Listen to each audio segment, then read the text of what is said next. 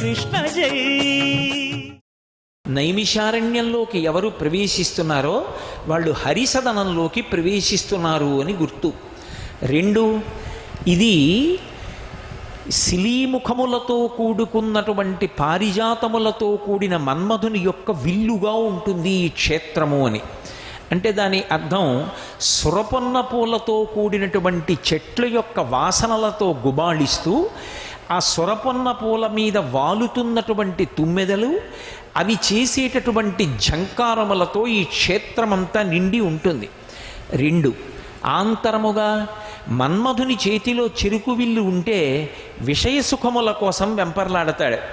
అదే మన్మధుని యొక్క అనుగ్రహం ఆ విల్లు లలితాపరాభట్టారిక చేతిలోకి వెళ్ళిందనుకోండి, ఆ విషయ సుఖముల కొరకు కాకుండా భక్తి అనేటటువంటి మకరందపానం చేయడం కోసమని భక్తితో కూడినటువంటి జీవనం కలగడానికి కారణమవుతుంది. ఎక్కడ చూడండి కదంబ వృక్షాలు వేప వృక్షాలతో ఉంటుంది.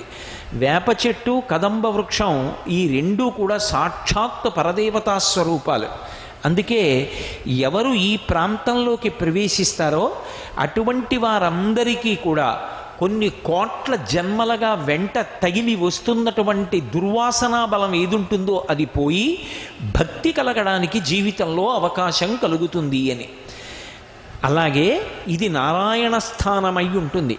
నారాయణ స్థానము కనుక ఇక్కడ ఉపాసన చేసేటటువంటి వాళ్ళు ఎవరు ఉంటారు అంటే హంస, భరద్వాజ, కౌశిక, తిత్తిరి మొదలైనటువంటి మహర్షులు సేవిస్తుండగా శ్రీమన్నారాయణుడు కూర్చుని ఉంటాట. వాళ్ళు దర్శనమిచ్చినంత మాత్రం చేత మనలో ఉన్నటువంటి అజ్ఞానాన్ని పోగొట్టగలిగినటువంటి వాళ్ళు. అందులో మొదటిది నీలకంఠుడు. నీలకంఠుని చేత పరివేష్టింపబడినటువంటి నారాయణుడు. రెండు, హంసలు. హంస మనం సారస్వతంలో వర్ణించడమే తప్ప అసలు నిజంగా హంస ఇలా ఉంటుంది అని భౌతికంగా దర్శనం చేయడం కుదరదు. అటువంటి హంసలు తిరిగాడేటటువంటి ప్రదేశము అని.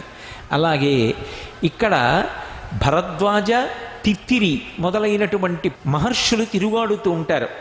ఎప్పుడూ వాళ్ళు శ్రీమన్నారాయణుని యొక్క సాకార స్వరూపాన్ని ఉపాసన చేస్తూ ఆయన కూర్చుని ఉండగా ఆయన పాదాల దగ్గర కూర్చుని నిరంతరము ఆయన నుండి జ్ఞానాన్ని పొందుతూ ఉంటారు. అందుకే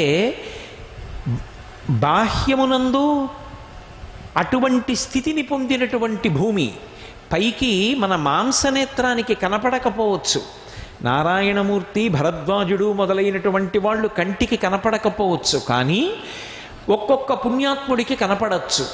వారు తిరుగాడుతున్నటువంటి భూమి కనుక, వారి పదఘట్టన జరిగినటువంటి నేల కనుక, ఇటువంటి నేలని మళ్ళీ మనకాలుతో కూడా తొక్కగలగడం కొన్ని కోట్ల జన్మల యొక్క సుకృతం ఉంటే తప్ప నైమిషారణ్యంలోకి ప్రవేశించి వారు తిరుగాడిన భూమిలో తాను కూడా తిరుగాడలేడు. సర్వం శ్రీ ఉమామహేశ్వర పరబ్రహ్మార్పణమస్తు. స్వస్తి.